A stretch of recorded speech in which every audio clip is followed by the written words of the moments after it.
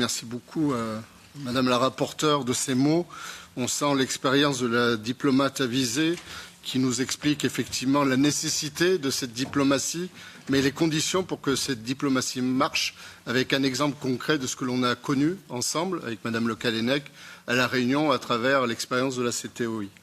Je dois avouer qu'à la lecture de la feuille de route de M. Cadiz, j'avais été enthousiasmé par la volonté de la Commission de développer une approche stratégique de la diplomatie européenne des océans.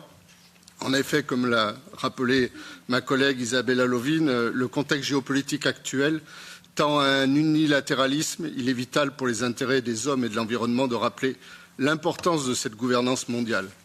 L'Union européenne doit endosser ce rôle de leader, renforcer la gouvernance internationale des océans et des pêches et promouvoir la coopération en établissant des normes mondiales pour la gestion durable des ressources marines.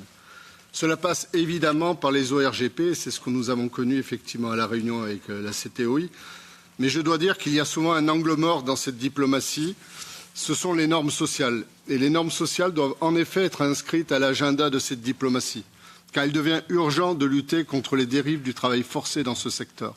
Cela pose aussi la question des contrôles, que ce soit dans la gestion des ressources ou dans la gestion des hommes et des femmes qui contribuent à l'alimentation des populations.